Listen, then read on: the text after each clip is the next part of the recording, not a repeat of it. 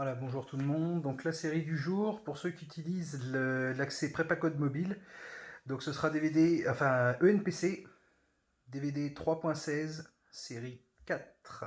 C'est parti.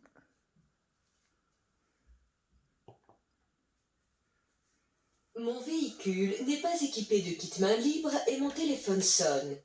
Je m'arrête à droite le long du trottoir pour répondre. Oui. Réponse A. Non. Réponse B.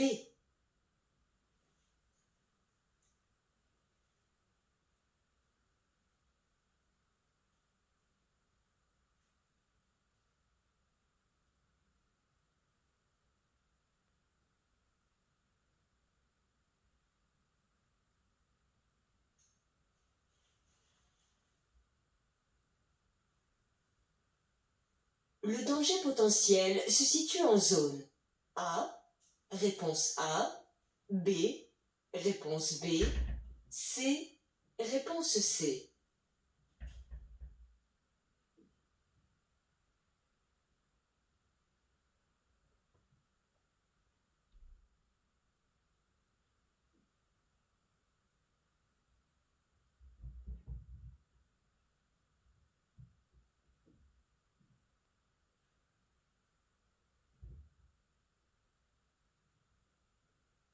J'ai une acuité visuelle de 10 dixièmes. Je peux lire ce panneau à 150 mètres. Oui. Réponse A. Non. Réponse B.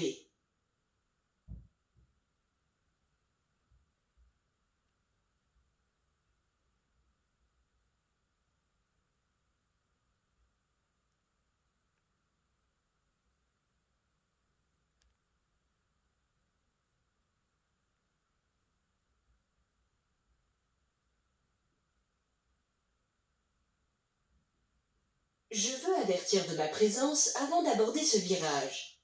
Je fais un appel lumineux. Oui. Réponse A. Non. Réponse B. Je klaxonne brièvement. Oui. Réponse C. Non. Réponse D.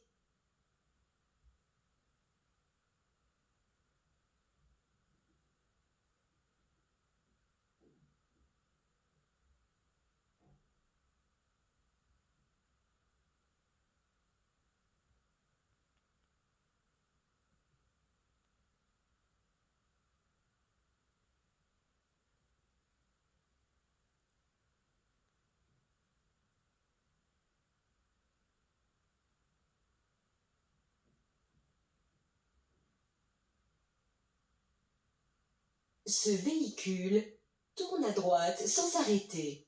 Réponse A. Cède le passage. Réponse B.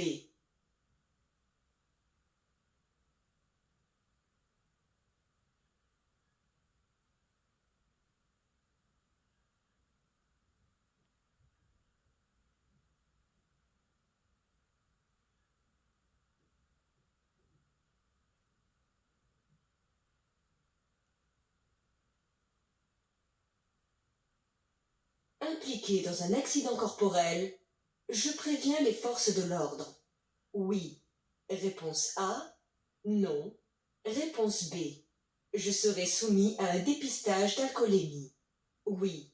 Réponse C. Non. Réponse D.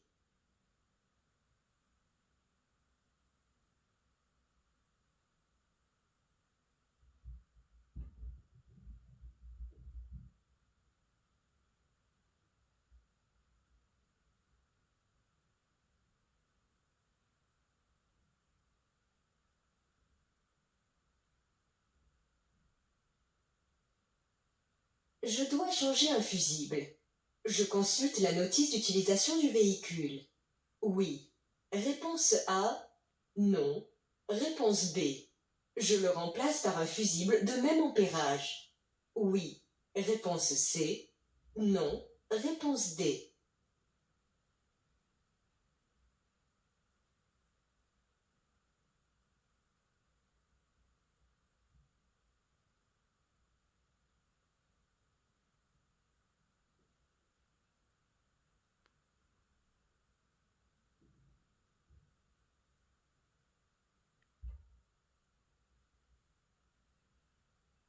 Je prends le véhicule d'un ami pour un très court trajet. Je m'installe comme dans mon propre véhicule. Réponse A. Je ne modifie pas ces réglages. Réponse B.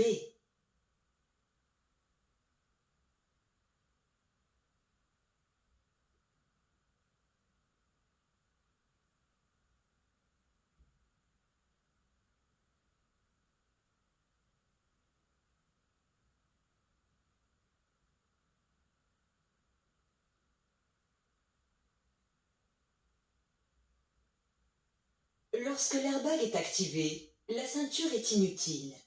Oui. Réponse A. Non. Réponse B.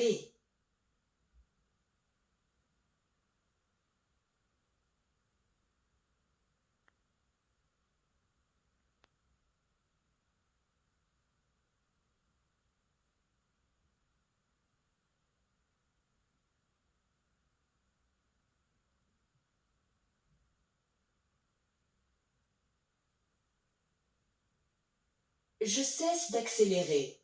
Réponse A. Je freine fort. Réponse B. Je fais des appels de feu stop. Réponse C.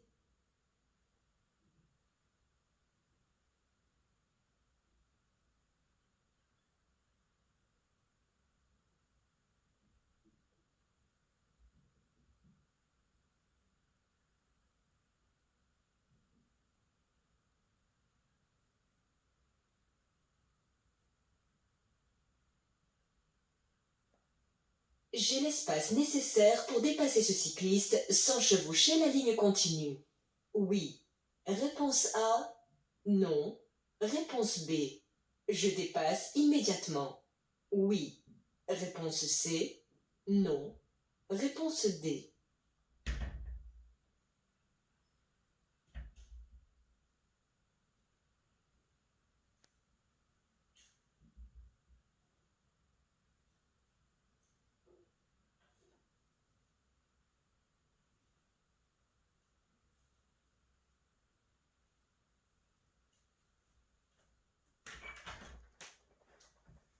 Je transporte mes bagages de préférence. Sur une galerie. Réponse A. Dans un coffre de toit. Réponse B. Je retire tous les accessoires présents sur le toit lorsque je n'ai plus rien à transporter. Oui. Réponse C. Non. Réponse D.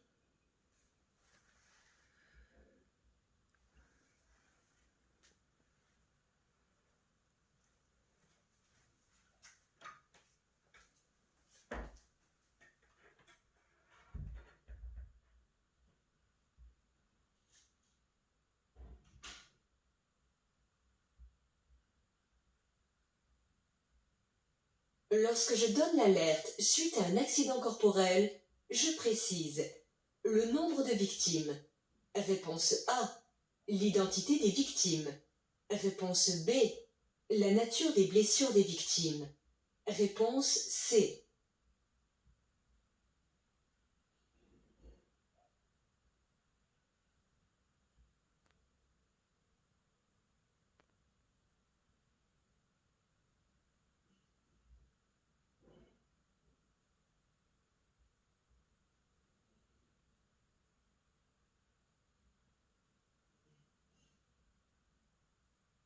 La chaussée a été dégagée. L'adhérence est normale. Réponse A. Peut être faible. Réponse B.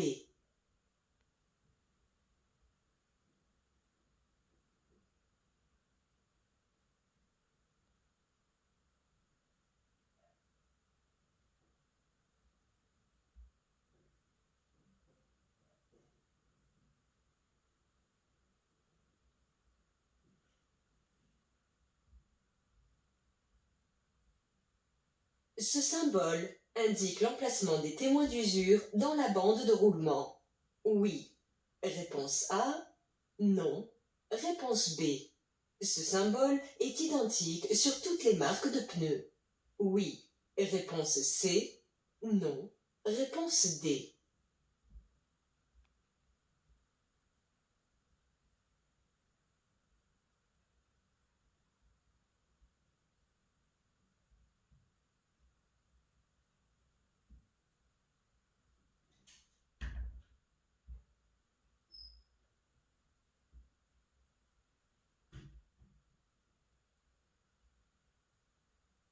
Avant de commencer le dépassement, je suis bien placé. Réponse A. Je suis trop près. Réponse B.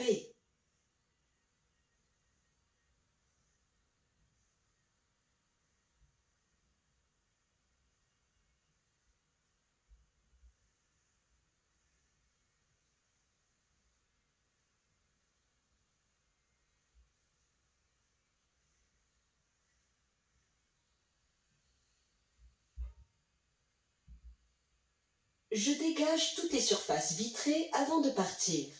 Oui. Réponse A. Non. Réponse B.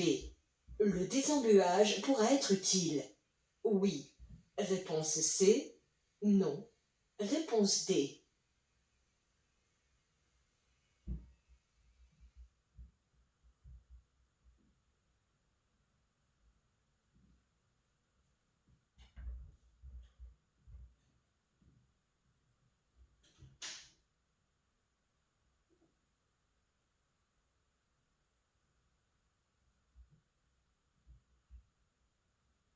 Transporter des passagers dans une caravane est autorisé. Oui. Réponse A. Non. Réponse B. Est dangereux. Oui. Réponse C. Non. Réponse D.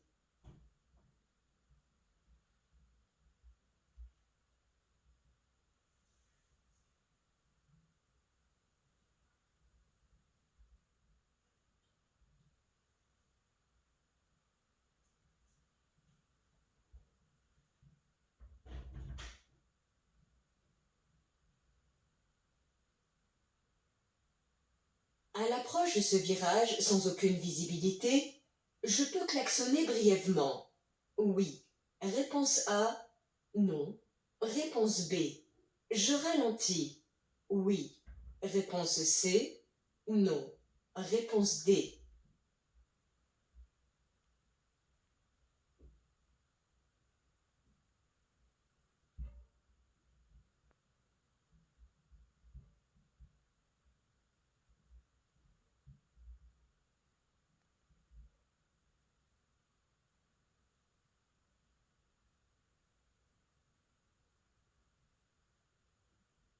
La vitesse est limitée à 30 km/h. Si je tourne dans la première rue à droite. Oui. Réponse A. Non. Réponse B. Si je vais tout droit. Oui. Réponse C. Non. Réponse D.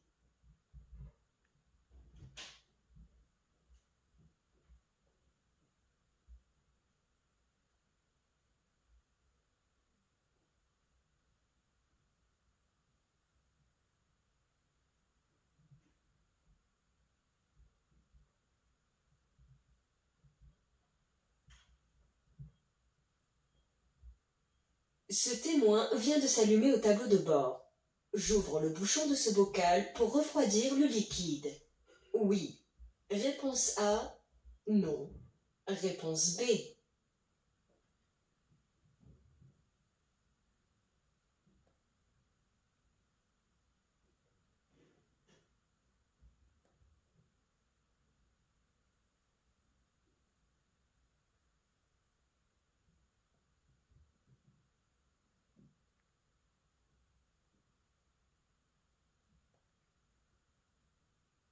À cette vitesse, je parcours chaque seconde environ 30 mètres, réponse A, 60 mètres, réponse B, 90 mètres, réponse C.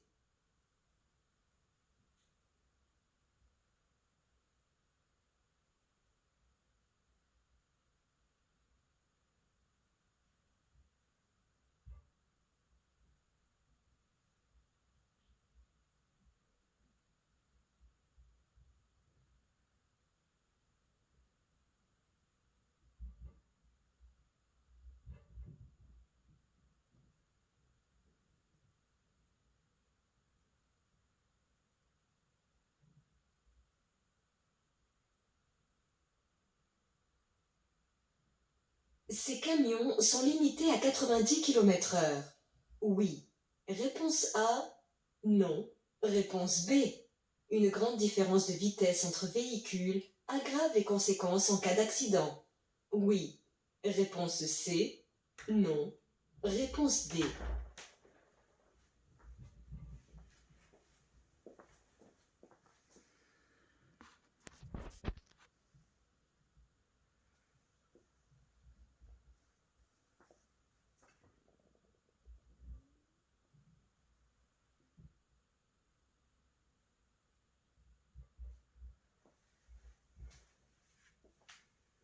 Un véhicule hybride réduit la consommation de carburant par rapport à un véhicule thermique.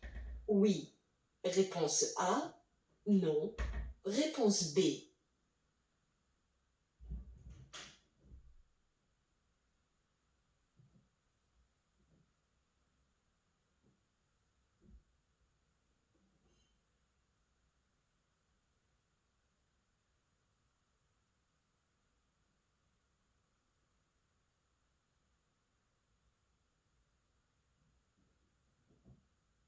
Ce voyant est allumé au tableau de bord. Il va s'éteindre en continuant à rouler. Oui. Réponse A. Non. Réponse B. Je continue. Réponse C. Je me dirige vers l'aire de repos. Réponse D.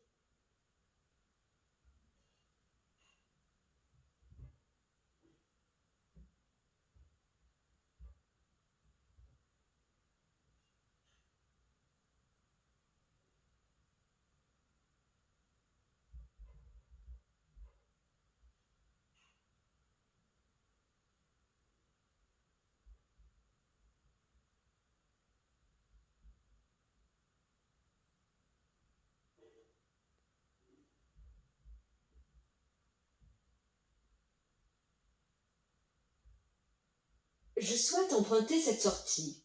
La vitesse est limitée à 90 km/h.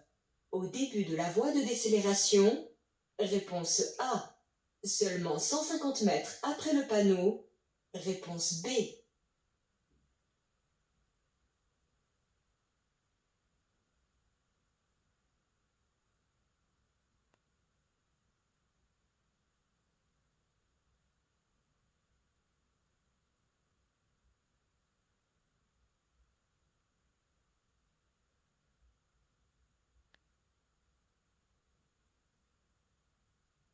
Je peux tourner à gauche au feu.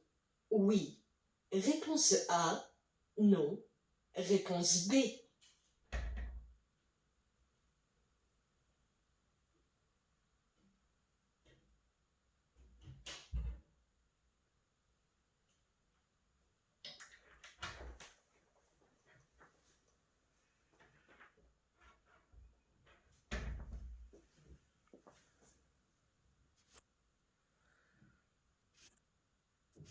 Ce cyclomotoriste commet une infraction et se met en danger. Je serre à droite. Oui. Réponse A. Non. Réponse B. Je me prépare à m'arrêter. Oui. Réponse C. Non. Réponse D.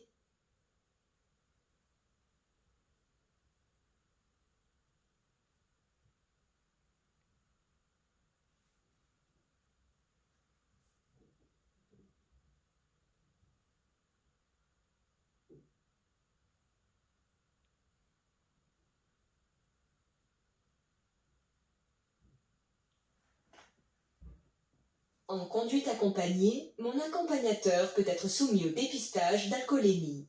Oui. Réponse A. Non. Réponse B.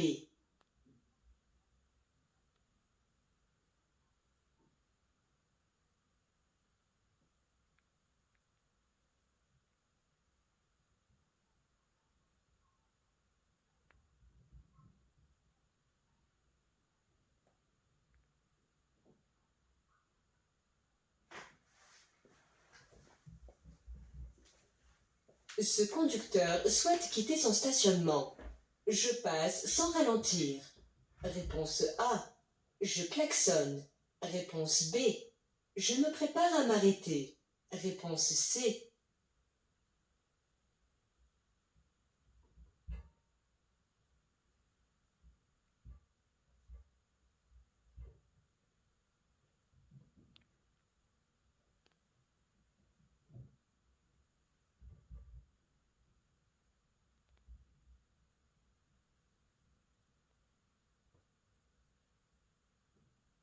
Ces bosses sont des témoins d'usure. Oui. Réponse A. Non. Réponse B. Je peux circuler avec ce niveau d'usure. Oui.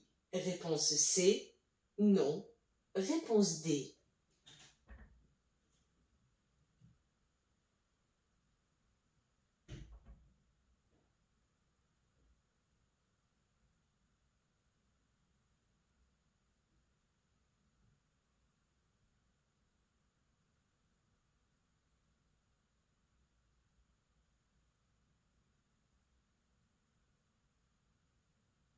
Je serre à droite et je dépasse. Réponse A. Je me prépare à m'arrêter. Réponse B. Je klaxonne. Réponse C.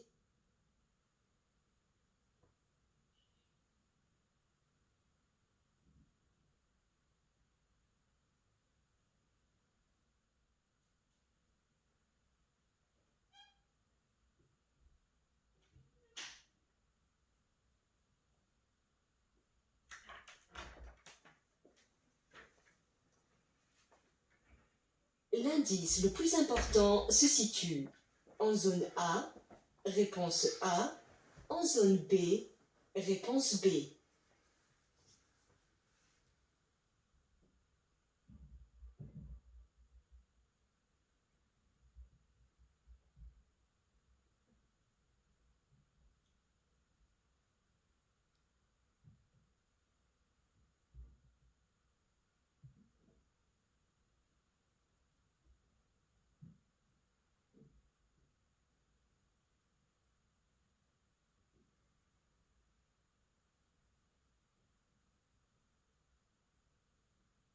Une allure inadaptée peut être à l'origine d'un refus de priorité. Oui. Réponse A. Non. Réponse B. Le conducteur de ce véhicule klaxonne pour montrer son mécontentement. Oui. Réponse C. Non. Réponse D.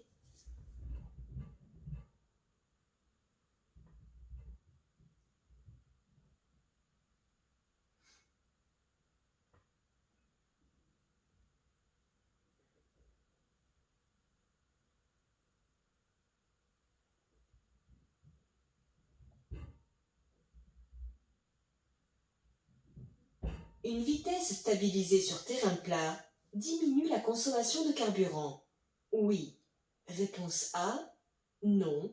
Réponse B.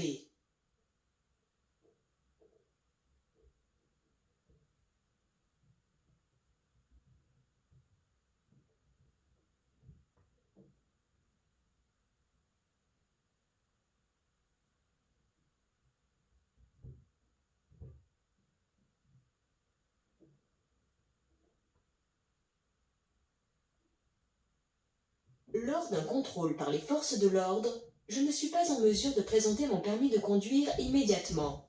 J'encours une amende. Oui. Réponse A. Non. Réponse B.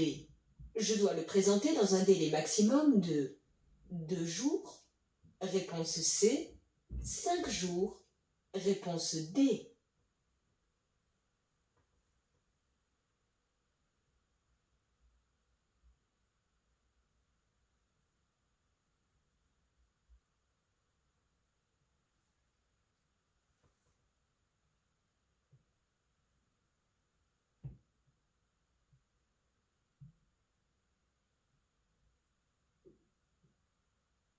Faire régulièrement le niveau de liquide lave-glace est indispensable.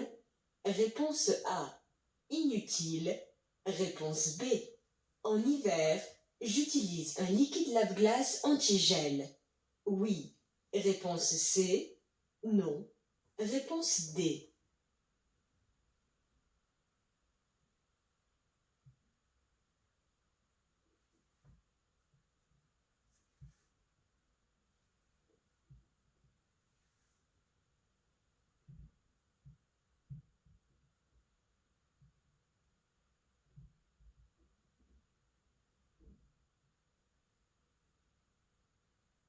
Ce véhicule circule à 40 km/h. Je le dépasse. Oui. Réponse A. Non. Réponse B. J'actionne les feux de détresse. Oui. Réponse C. Non. Réponse D.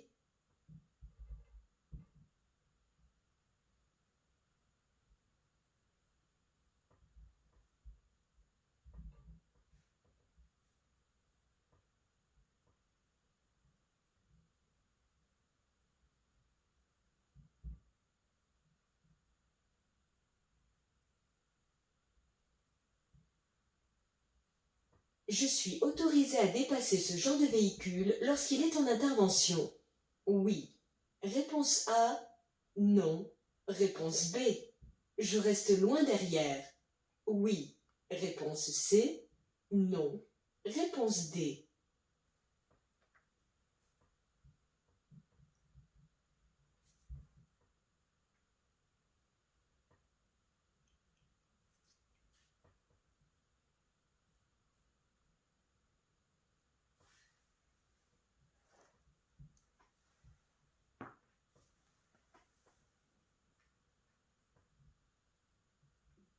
Cette signalisation autorise le dépassement des cyclistes.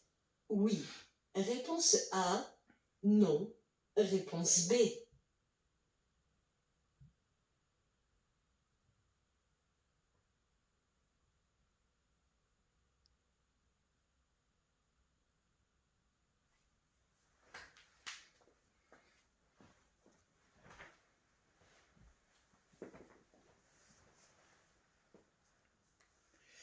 Allez, donc c'est parti pour la correction. Pour la première, on vous parle d'un véhicule qui n'a pas de kit main libre, c'est-à-dire pas de système Bluetooth pour le téléphone. Votre téléphone sonne et on vous propose de vous arrêter à droite le long du trottoir pour répondre. Alors regardons tout de suite à droite le long du trottoir, on voit directement ligne jaune continue, ce qui interdit à la fois l'arrêt et le stationnement. Donc là, la seule solution, c'est trouvez-vous un emplacement de stationnement pour pouvoir répondre au téléphone, et tant que vous n'êtes pas arrêté, vous ne répondez pas. La réponse B.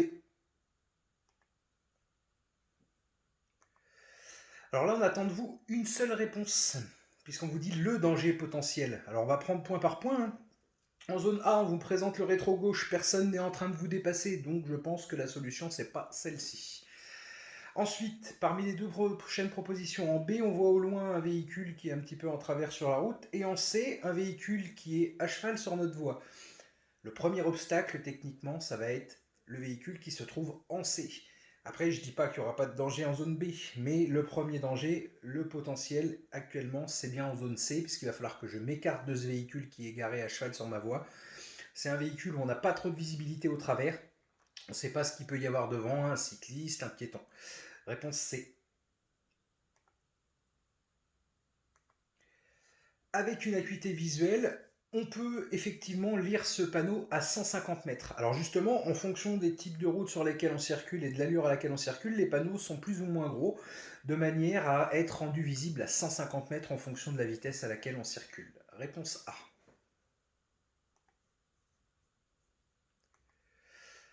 Pour avertir de sa présence avant d'aborder ce virage, deux choses à prendre en compte, on est hors agglo et il fait nuit. C'est ça qui va faire la différence, c'est qu'il fait nuit. Si on avait eu ce cas, cette image prise de jour, on aurait mis un coup de klaxon bref pour prévenir notre approche. Ça, c'était autorisé. Dans la mesure où on circule de nuit, le plus efficace sera l'appel lumineux. A et D. Et donc, si ça avait été une question de jour, ça aurait été l'inverse. Pas d'appel lumineux, mais un coup de klaxon.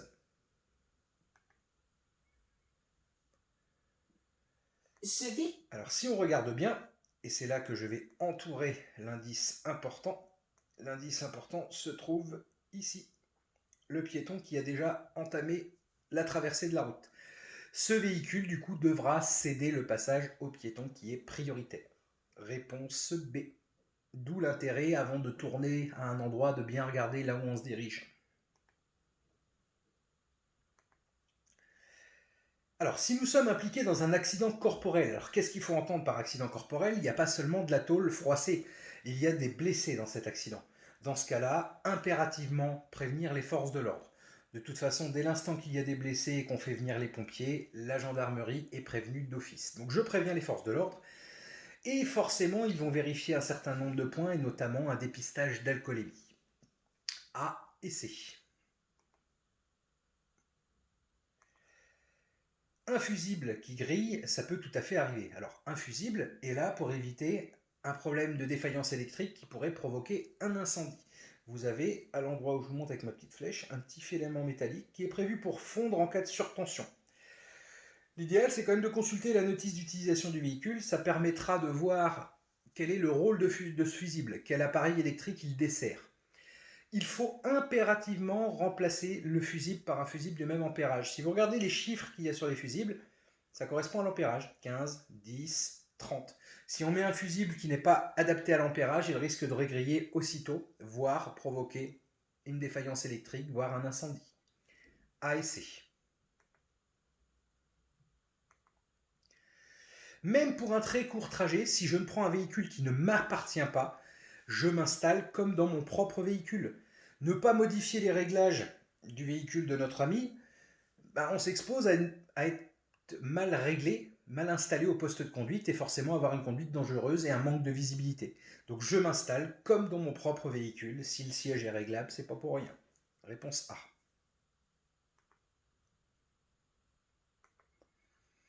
Airbag activé ou désactivé, ça ne remplacera jamais une ceinture de sécurité. Donc lorsque l'airbag est activé, la ceinture reste utile malgré tout. L'airbag, c'est juste un complément.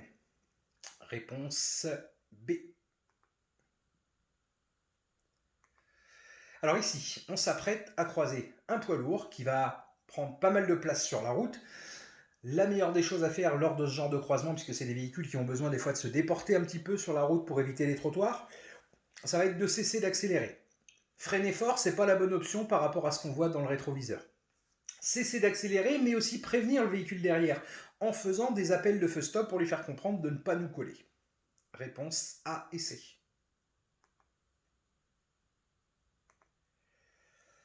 Alors ici, pour dépasser un cycliste en agglomération, on se doit de respecter une distance latérale d'au moins 1 mètre. Si on avait été hors agglomération, ça aurait été 1,50 m. J'ai, dans ce cas-là, si on regarde entre la voiture et le cycliste, j'ai largement l'espace de sécurité pour dépasser le cycliste sans chevaucher la ligne. Si je regarde dans mon rétroviseur, personne n'a entamé un dépassement avant moi, je peux dépasser immédiatement ce cycliste. A et C. Mes bagages, de préférence, je vais les transporter dans un coffre de toit. Regardez l'image de gauche, le coffre de toit et la simple galerie. On a forcément beaucoup plus de sécurité dans le coffre de toit. On risque moins de perdre les choses sur la route. Je retirerai tous les accessoires présents sur le toit lorsque je n'ai plus rien à transporter. Quel est l'intérêt de conserver un coffre de toit ou une galerie alors que je n'ai rien à transporter dans mon véhicule? Ça va créer une surconsommation de carburant. Réponse B et C. Lorsque je donne l'alerte suite à un accident corporel, il va falloir préciser pas mal de choses. Le lieu dans lequel je me trouve, le nombre de victimes, la nature des blessures des victimes, le nombre de véhicules impliqués, le type de véhicule impliqué, mon numéro de téléphone. De toute façon, si je ne sais pas quoi dire au secours, eux, ils vont me poser des questions. C'est pour ça que je ne dois raccrocher que quand je suis invité à le faire. Les propositions qui nous intéressent ici seront le nombre de victimes et la nature des blessures des victimes. A et C. La chaussée a été dégagée de la neige, cependant, le sol reste humide, présence éventuellement de sel de déneigement sur la route, l'adhérence peut être faible. Prenons en compte quand même qu'il y a des températures basses, une chaussée humide, l'adhérence ne peut pas être normale. Réponse B.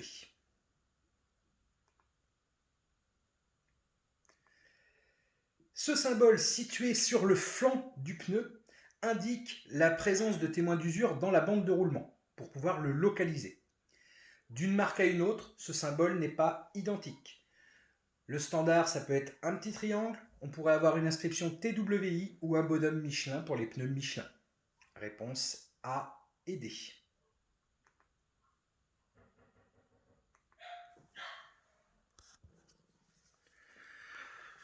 Lorsque je souhaite... Donc pour effectuer ce dépassement, ici, je ne suis pas bien placé. Je suis à l'heure actuelle trop près du véhicule que je veux dépasser. Il aurait fallu que je conserve plus mes distances. Réponse B. Avant de partir avec un véhicule enneigé, Il faut dégager toutes les surfaces vitrées, c'est-à-dire les vitres latérales, la vitre arrière, le pare-brise, les feux, les plaques d'immatriculation, les rétroviseurs également. Si possible, le toit. Le désemballage et le dégivrage arrière, bien sûr, pourront être utiles dans ce genre de situation. Réponse A et C. Transporter des passagers, que ce soit dans une caravane ou une remorque, est forcément interdit.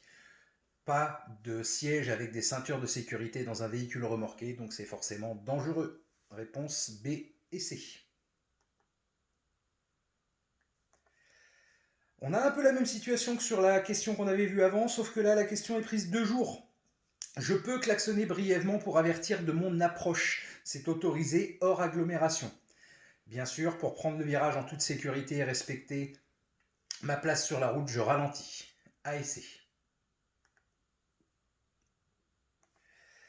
Alors ici, nous avons un panneau de zone 30, c'est-à-dire qu'à partir, une fois passé le panneau, que ce soit en face, à gauche, à droite, toute la zone sera à 30 km/h jusqu'au panneau de fin de zone. La vitesse est donc limitée à 30 km/h si je tourne à la première à droite, mais également si je vais tout droit. Réponse A et C. Ce témoin rouge vient de s'allumer sur le tableau de bord. J'ai une température élevée du liquide de refroidissement. Si j'ouvre ce bouchon pour refroidir le liquide, il risque d'y avoir des projections de liquide bouillant et je risque de me brûler, d'où le symbole sur le bouchon. Donc, réponse B, je n'ouvre en aucun cas ce bouchon. Alors à cette vitesse, on est à 110 km/h, on va dire à peu près. Pour calculer la distance parcourue en une seconde, le calcul, il faut prendre les chiffres des dizaines de la vitesse, donc là en l'occurrence le 11, et le multiplier par 3. 11 fois 3 égale 33. Je parcours chaque seconde environ 30 mètres. Réponse A.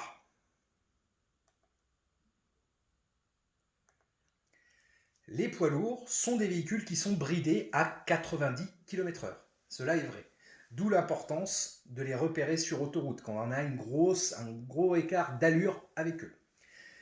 Une grande différence de vitesse justement entre deux véhicules va aggraver le choc et du coup aggraver les conséquences en cas d'accident car on aura un choc beaucoup plus violent.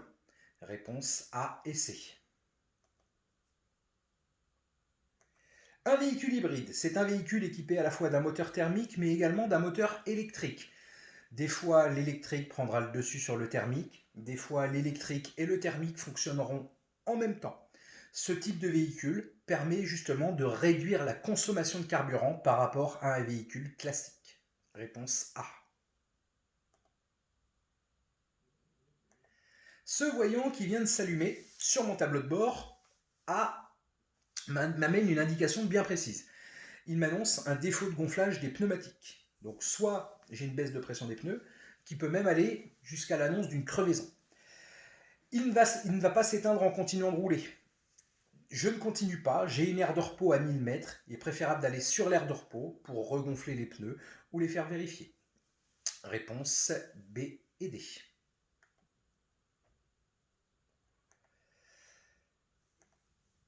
Je circule sur une route à chaussée séparée par un terre-plein central, sur laquelle, sauf indication contraire, la vitesse est limitée à 110 km/h. À partir de ce panneau, la vitesse est limitée à 90 km/h. Mais ce panonceau précise que cela s'applique uniquement pour la voie de décélération. Réponse A. Voilà, les panneaux de limitation de vitesse ont un effet immédiat. Je vais tout à fait pouvoir tourner à gauche à ce feu, dans la mesure où l'interdiction de tourner à gauche ne concerne que les véhicules affectés au transport de marchandises de plus de 6 tonnes. Je ne suis absolument pas concerné par cette signalisation. Je peux tourner à gauche. Réponse A. Ce cyclomotoriste, en effet, il commet une infraction et il se met en danger, puisqu'il est en train de dépasser sur une ligne blanche continue alors que je suis là. Forcément, pour éviter le contact, je vais serrer à droite et je vais me préparer à m'arrêter car le croisement va s'avérer très difficile. A et C. En conduite accompagnée, je conduis avec le permis de mon accompagnateur. Du coup, l'accompagnateur se doit d'être dans un état normal, comme s'il était lui-même au volant. Mon accompagnateur et moi-même pourront être soumis à un dépistage d'alcoolémie. Réponse A. Ce conducteur visiblement souhaite quitter son stationnement. Passer sans ralentir, ce serait prendre des risques inutiles. Le klaxon ne doit servir qu'à avertir en cas de danger immédiat. Là, la meilleure des choses à faire, c'est se préparer à s'arrêter car on ne connaît pas le comportement du conducteur. Réponse C. Ces bosses qu'on vous a indiquées ici, ce sont les témoins d'usure. Dès l'instant que la bande de roulement que je vous montre ici et ici est plus haute que le témoin d'usure, le pneu n'est pas trop usé. Je peux circuler avec ce niveau d'usure. A et C. Alors ici, j'espère que vous avez bien regardé le rétro intérieur. Je vais cercler cette partie-là du rétro. Si vous regardez cette partie-là du rétro, on aperçoit un véhicule de couleur jaune sur la droite, ce qui sous-entend que je ne peux pas me décaler à droite. Donc serrer à droite et dépasser, c'est impossible. Klaxonner ne sert à rien, je me prépare à m'arrêter. Réponse B. Alors ici, l'indice le plus important, ce n'est pas le stop qui nous dit qu'on est prioritaire, c'est le conducteur que l'on aperçoit dans la zone B.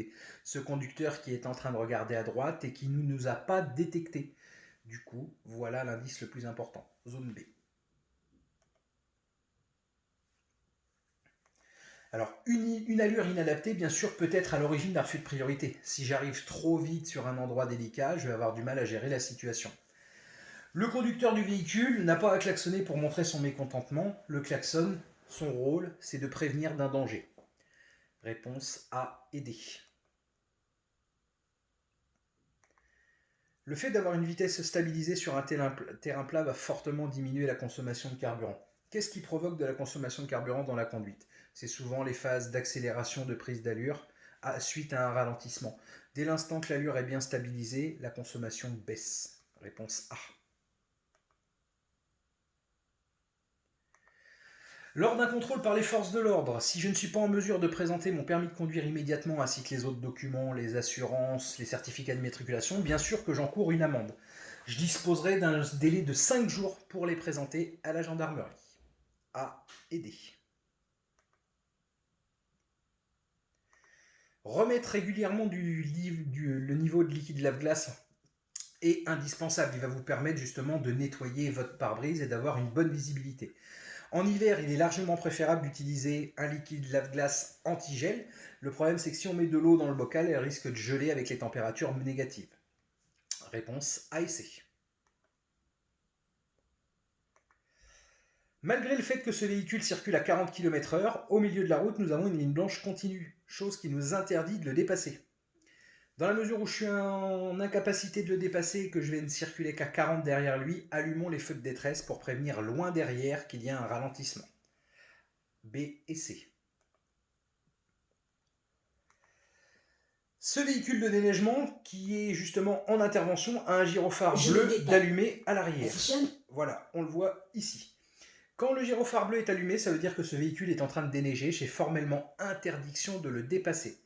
Si je le dépasse, je vais le dépasser sur une voie qui n'est pas dégagée en neige, comme devant moi, et forcément je vais prendre des risques. Restez loin derrière, parce que ce véhicule il est en train de projeter la neige qu'il y a justement sur la voie principale, et il est en train de saler la route. Réponse pour celle-ci, B et C. Et pour la dernière, cette signalisation interdit le dépassement de tous les véhicules tous les véhicules motorisés qui ont plus de 2 roues. Voilà. Donc cette signalisation va motoriser le dépassement d'un cycliste. Motoriserait également le dépassement d'une moto, puisque ce n'est qu'un 2 roues. Par contre, dès l'instant que ce serait un véhicule à 3 roues, je n'ai pas le droit de le dépasser. Réponse A. Si vous avez besoin de plus amples explications sur certaines questions, vous n'hésitez pas justement dans les commentaires sur la page Facebook à me mettre un petit mot et j'y répondrai. On va continuer à organiser justement des séances de code pour que vous puissiez avoir du suivi là-dessus. Je vous remercie, bonne journée, au revoir.